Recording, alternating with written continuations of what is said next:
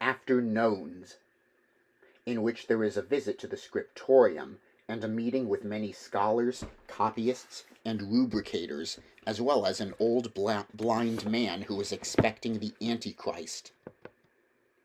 As we climbed up, I saw my master observing the windows that gave light to the stairway.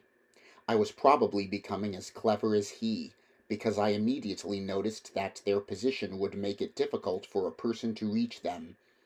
On the other hand, the windows of the refectory, the only ones on the ground floor that overlooked the cliff face, did not seem easily reached, either, since below them there was no furniture of any kind. When we reached the top of the stairs, we went through the north tower into the scriptorium, and there I could not suppress a cry of wonder. This floor was not divided in two like the one below, and therefore it appeared to my eyes in all its spacious immensity. The ceilings, curved and not too high, lower than in a church, but still higher than in any chapter house I ever saw, supported by sturdy pillars, enclosed a space suffused with the most beautiful light, because 3 enormous windows opened on each of the longer sides, whereas a smaller window pierced each of the 5 external sides of each tower. 8 high, narrow windows, finally, allowed light to enter from the octagonal central well. The abundance of windows meant that the great room was cheered by a constant diffused light, even on a winter afternoon. The panes were not colored like church windows, and the lead-framed squares of clear glass allowed the light to enter in the purest possible fashion, not modulated by human art, and thus to serve its purpose, which was to illuminate the work of reading and writing. I have seen at other times and in other places many scriptoria, but none where there shone so luminously, in the outpouring of physical light which made the room glow, the spiritual principle of that light incarnates, radiance, source of all beauty and learning, inseparable attribute of that proportion the room embodied. For 3 things concur in creating beauty: first of all, integrity or perfection, and for this reason we consider ugly all incomplete things, then proper proportion or consonance, and finally clarity and light, and in fact we call beautiful those things of definite color. And since the sight of the beautiful implies peace, and since our appetite is calmed similarly by peacefulness, by the good, and by the beautiful, I felt myself filled with a great consolation, and I thought how pleasant it must be to work in that place. As it appeared to my eyes, at that afternoon hour, it seemed to me a joyous workshop of learning.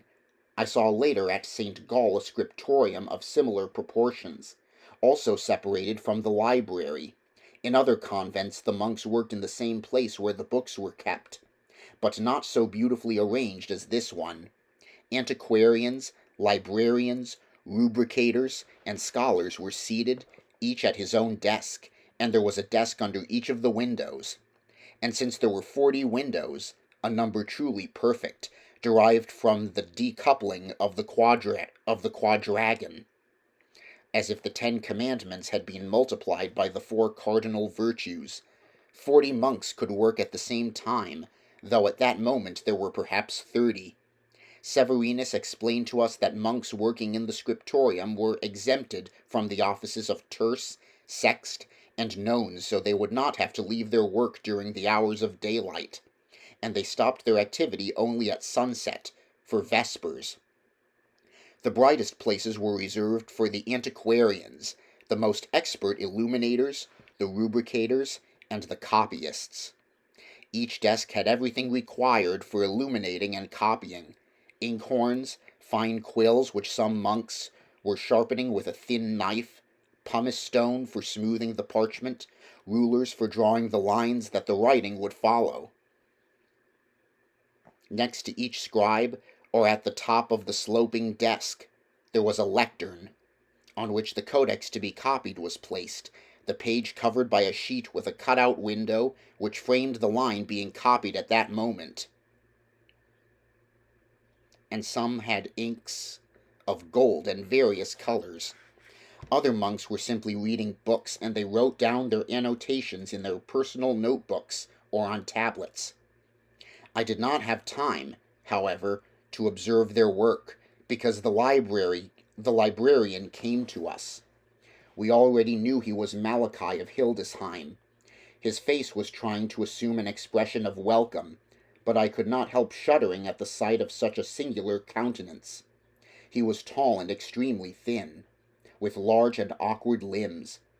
As he took his great strides, he cloaked in the black habit of his order. There was something upsetting about his appearance. The hood, which was still raised since he had come in from outside, cast a shadow on the pallor of his face, and gave a certain suffering quality to his large melancholy eyes. In his physiognomy there were what seemed traces of many passions, which his will had disciplined, but which seemed to have frozen those features they had now ceased to animate. Sadness and severity predominated in the lines of his face, and his eyes were so intense that with one glance they could penetrate the heart of the person speaking to him, and read the secret thoughts, so it was difficult to tolerate their inquiry, and one was not tempted to meet them a second time. The librarian introduced us to many of the monks who were working at that moment. Of each, Malachi also told us what task he was performing, and I admired the deep devotion of all to knowledge and to the study of the divine word. Thus I met Venantius of Solvamek, translator from the Greek and the Arabic, devoted to that Aristotle who surely was the wisest of all men; Benno of Upsala, a young Scandinavian monk who was studying rhetoric; Amaro of Alessandria, who had been copying works on loan to the library for a few months only; and then a group of illuminators from various countries, Patrick of Clonmacnoise, Rabbano of Toledo, Magnus of Iona, Waldo of Hereford. The list could surely go on, and there is nothing more wonderful than a list, instrument of wondrous hypotyposis. But I must come to the subject of our discussion, from which emerged many useful indications as to the nature of the subtle uneasiness among the monks, and some concerns, not expressed, that still weighed on all our conversations. My master began speaking with Malachi, praising the beauty and the industry of the scriptorium, and asking him for information about the procedure for the work done there, because, he said very acutely, he had heard this library spoken of everywhere, and would like to examine many of the books. Malachi explained to him what the abbot had already said. The monk asked the librarian for the work he wished to consult, and the librarian then went to fetch it from the library above, if the request was justified and devout. William asked how he could find out the names of the books kept in the cases upstairs, and Malachi showed him, fixed by a little gold chain to his own desk, a voluminous codex covered with very thickly written lists. William slipped his hands inside his habit, at the point where it billowed over his chest to make a kind of sack, and he drew from it an object that I had already seen in his hands, and on his face, in the course of our journey. It was a forked pin, so constructed that it could stay on a man's nose, or at least on his, so prominent and aquiline, as a rider remains astride his horse, or as a bird clings to its perch. And, one on either side of the fork, before the eyes, there were two ovals of metal, which held two almonds of glass, thick as the bottom of a tumbler. William preferred to read with these before his eyes, and he said they made his vision better than what nature had endowed him with, or than his advanced age, especially as the daylight failed, would permit. They did not serve him to see from a distance, for then his eyes were, on the contrary, quite sharp, but to see close up. With these lenses he could read manuscripts penned in very faint letters, which even I had some trouble deciphering. He explained to me that, when a man had passed the middle point of his life, even if his sight had always been excellent, the eye hardened and the pupil became recalcitrant, so that many learned men had virtually died, as far as reading and writing were concerned, after their 50th summer. A grave misfortune of men who could have given the best fruits of their intellect for many more years. So the Lord was to be praised since someone had devised and constructed this instrument. And he told me this in support of the ideas of his Roger Bacon, who had said that the aim of learning was also to prolong human life. The other monks looked at William with great curiosity, but did not dare ask him questions.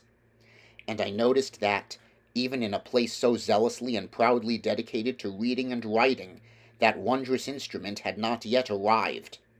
I felt proud to be at the side of a man who had something with which to dumbfound other men famous in the world for their wisdom. With those objects on his eyes, William bent over the lists inscribed in the codex. I looked, too, and we found titles of books we had never heard of before, and others most famous, that the library never before heard of, and others most famous, that the library possessed. De Pentagono Salomonis ars loquendi et intelligendi in lingua Hebraica, De Rebus Metallicus by Roger of Hereford, Algebra by Al-Khwarizmi, translated into Latin by Robertus Anglicus, the Punica of Silius Italicus, the Gesta Francorum de Laudibus Sancti Crucis by Rabanus Morus, and Flavii Claudii Jordani de Aetate Mundi et Hominis Reservatis Singulis Literis per Singulos Libros ab A. Osquead Z, my master read. Splendid works, but in what order are they listed?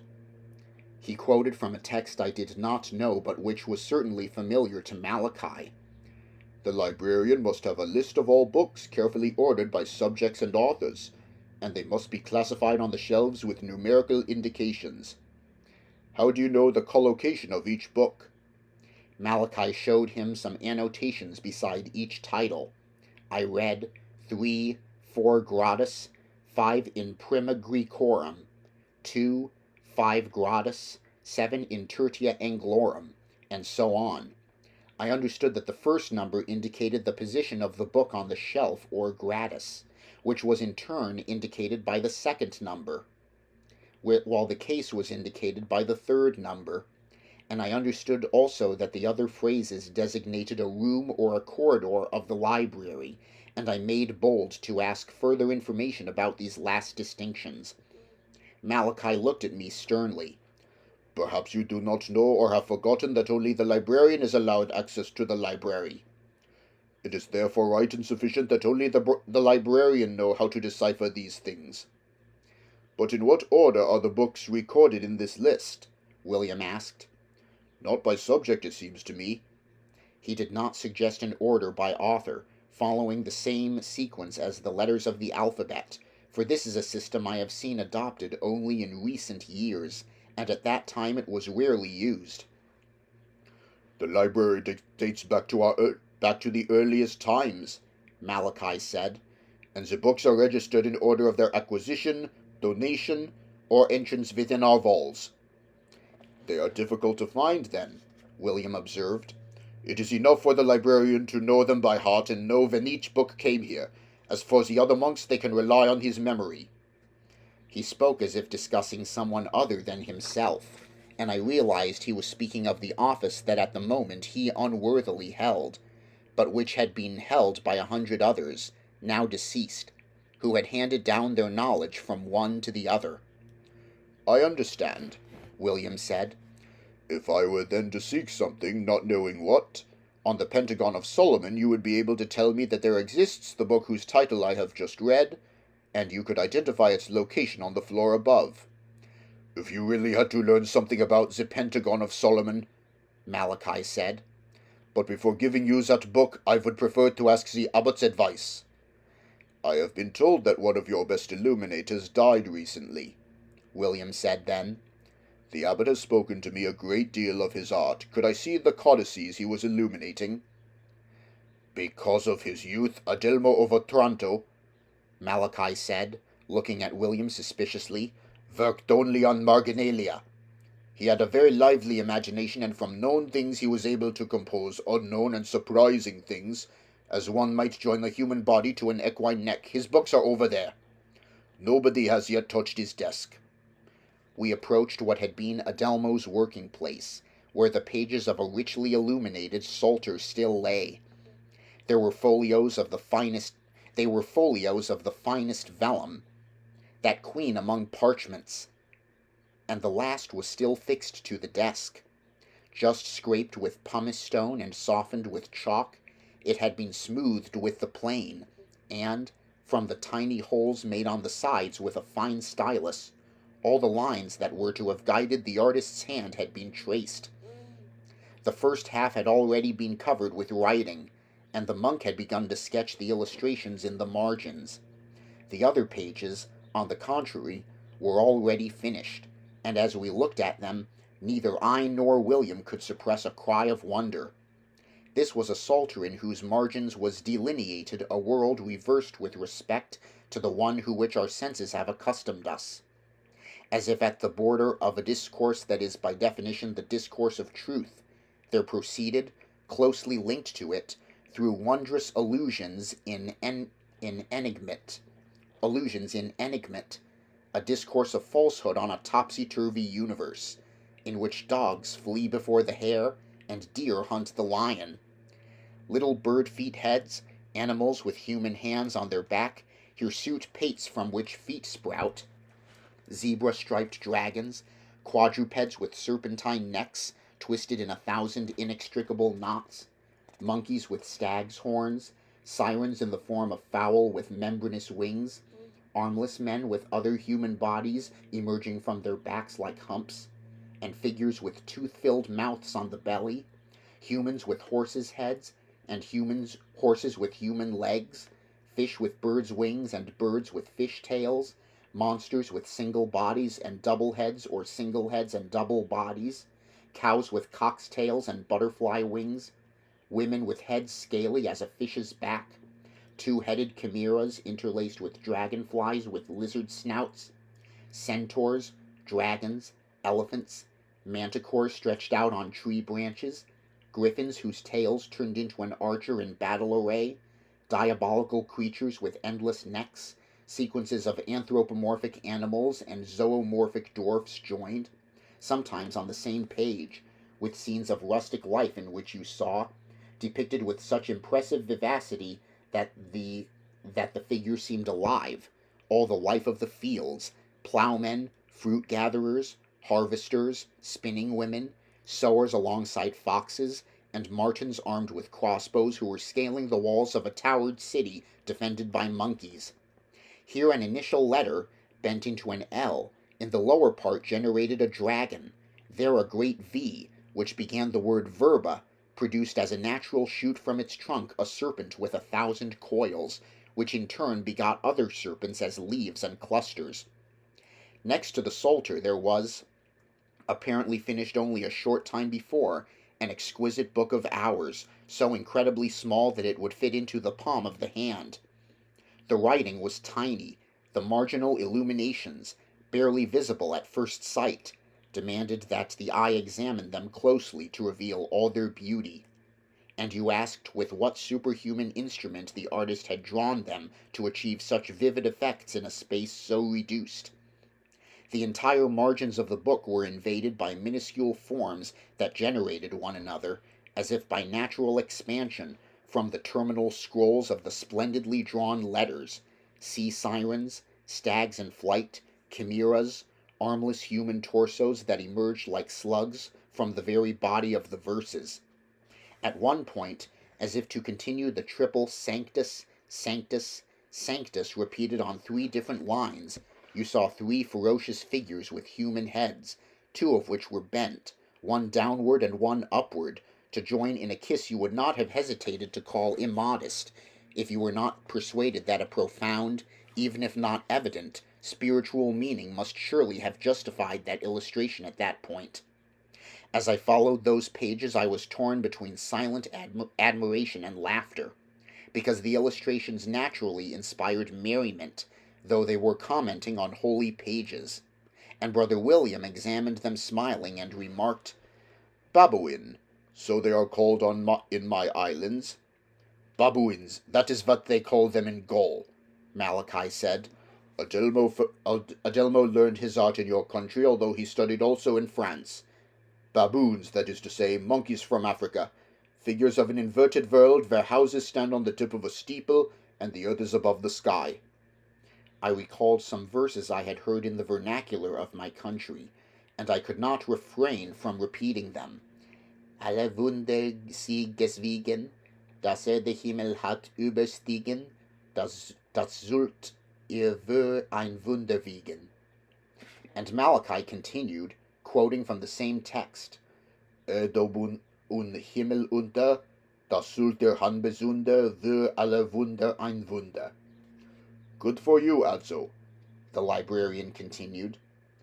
In fact, those images tell of that country where you arrive mounted on a blue goose, where hawks are found that catch fish in a stream, bears that pursue falcons in the sky, lobsters that fly with the doves, and 3 giants are caught in a trap and bitten by a cock.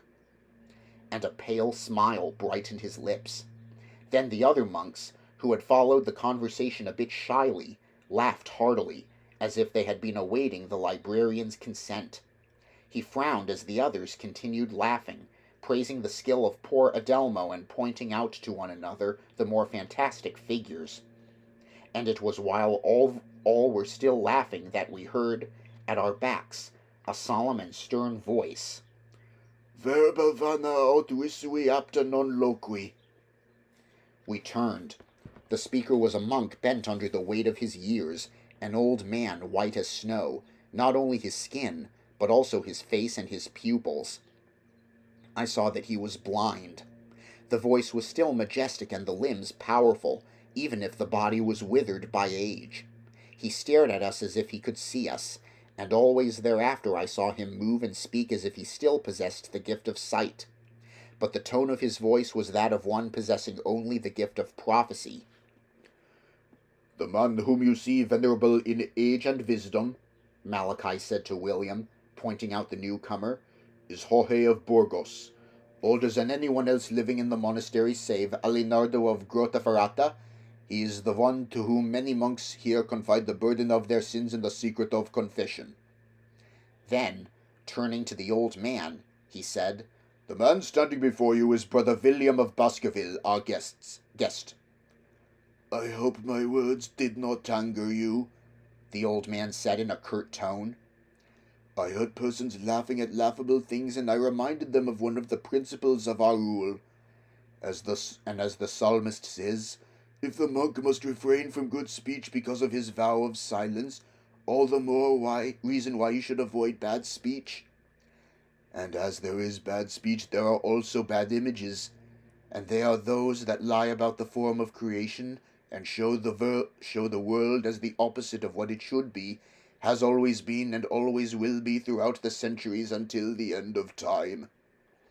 But you come from another order, where I am told that merriment, even the most inopportune sort, is viewed with indulgence.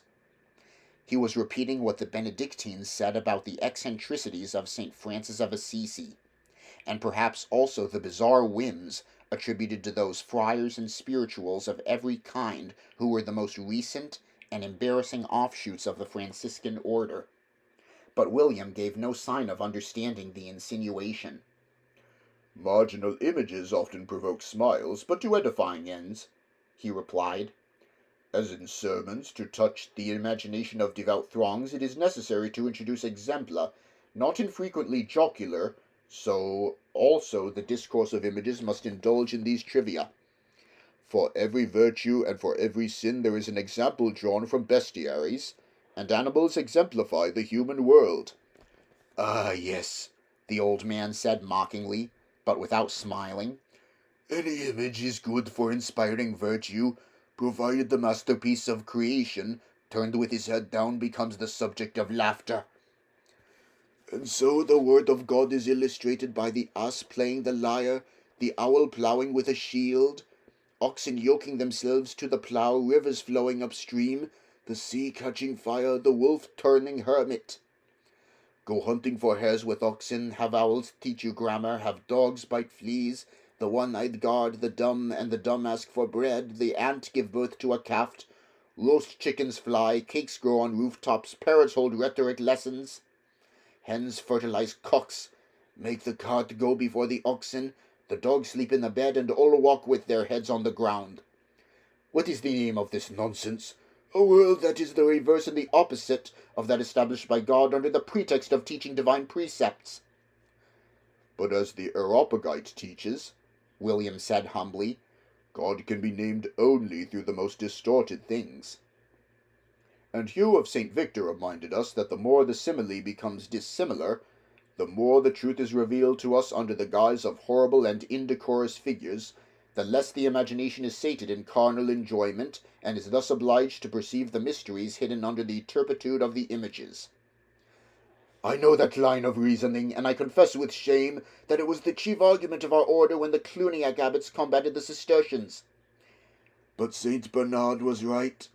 Little by little the man who depicts monsters and portents of nature to reveal the things of God, per speculum et in enigmate, comes to enjoy the very nature of the monstrosities he creates and to delight in them, and as a result he no longer sees except through them. You have only to look, you who still have your sight, at the capitals of your cloister. And he motioned with his hand beyond the window, toward the church. Before the eyes of monks intent on meditation, what is the meaning of those ridiculous grotesques, those monstrous shapes and shapely monsters, those sordid apes, those lions, those centaurs, those half-human creatures, with mouths in their bellies, with single feet, ears like sails, those spotted tigers, those fighting warriors, those hunters blowing their horns, and those many bodies with single heads and many heads with single bodies? Quadrupeds with serpents' tails, and fish with quadrupeds' faces, and here an animal who seems a horse in front and a ram behind, and there a horse with horns, and so on. By now it is more pleasurable for a monk to read marble than manuscript, and to admire the works of man than to meditate on the law of God. Shame! For the desire of your eyes and for your smiles. The old man stopped, out of breath, and I admired the vivid memory thanks to which, blind perhaps for many years, he could still recall the images whose wickedness he decried. I was led to suspect they had greatly seduced him when he had seen them, since he could yet describe them with such passion. But it has often happened that I have found the most seductive depictions of sin in the pages of those very men of incorruptible virtue who condemned their spell and their effects. A sign that these men are impelled by such eagerness to bear witness to the truth that they do not hesitate, out of love of God, to confer on evil all the seductions in which it cloaks itself. Thus the writers inform men better of the ways through which the evil one enchants them. And, in fact, Jorge's words filled me with a great desire to see the tigers and monkeys of the cloister, which I had not yet admired. But Jorge interrupted the flow of my thoughts because he resumed speaking, in a much calmer tone. Our Lord did not have to employ such foolish things to point out the straight and narrow path to us. Nothing in his parables arouses laughter or fear. Adelmo, on the contrary, whose death you now mourn, took such pleasure in the monsters he painted that he lost sight of the ultimate things which they were to illustrate. And he followed all, I say all! His voice became solemn and ominous. The paths of monstrosity, which God knows how to punish. A heavy silence fell. Venantius of Salvamec dared to break it. Venerable Jorge, he said, your virtue makes you unjust. 2 days before Adelmo died, you were present at a learned debate right here in the scriptorium. Adelmo took care that his art, indulging in bizarre and fantastic images, was directed nevertheless to the glory of God, as an instrument of the knowledge of celestial things. Brother William mentioned just now how the Areopagite, who spoke of learning through distortion, and Adelmo that day quoted another lofty authority, the Doctor of Aquino, when he said that divine things should be expounded more properly in figures of vile bodies than of noble bodies. First, because the human spirit is more easily freed from error. It is obvious, in fact, that certain prophecies cannot be attributed to divine things, and become uncertain if portrayed by noble corporeal things. In the second place, because this humbler depiction is more suited to the knowledge that we have of God on this earth. He shows himself more in that which is not than in that which is, and therefore the similitudes of those things furthest from God lead us to a more exact notion of him, for thus we know that he is above what we say and think. And in the third place, because in this way the things of God are better hidden from unworthy persons. In other words, that day we were discussing the question of understanding how the truth can be revealed through surprising expressions, both shrewd and enigmatic. And I reminded him that in the work of the great Aristotle I had found very clear words on this score. I do not remember, Jorge interrupted sharply. I am very old, I do not remember. I may have been excessively severe, and now it is late. I must go. It is strange you should not remember, Venantius insisted. It was a very learned and fine discussion, in which Benno and the Berengar also took part. The question, in fact, was whether metaphors and puns and riddles, which also seem conceived by poets for sheer pleasure, do not lead us to speculate on things in a new and surprising way, and I said that this is also a virtue demanded of the wise men. And Malachi was also there. If the venerable Jorge does not remember, respect his age and the weariness of his mind, otherwise always so lively, one of the monks following the discussion said. The sentence was uttered in an agitated tone, at least at the beginning, because the speaker, once realizing that in urging respect for the old man he was actually calling attention to a weakness, had slowed the pace of his own interjection, ending almost in a whisper of apology. It was Berengar of Arundel who had spoken, the assistant librarian. He was a pale-faced young man, and, observing him, I remembered Ubertino's description of Adelmo. His eyes seemed those of a lascivious woman. Made shy, for everyone was now looking at him, he held the fingers of both hands enlaced like one wishing to suppress an internal tension. Venantius's reaction was unusual. He gave Berengar a look that made him lower his eyes. "Very well, brother," he said. "If memory is a gift of God, then the ability to forget can also be good and must be respected. I respect it in the elderly brother to whom I was speaking. But from you I expected a sharper recollection of the things that happened when we were here with a dear friend of yours." I could not say whether Venantius underlined with his tone the word dear. The fact is that I sensed an embarrassment among those present. Each looked in a different direction, and no one looked at Berengar, who blushed violently. Malachi promptly spoke up, with authority. "Come, Brother William," he said. "I will show you other interesting books."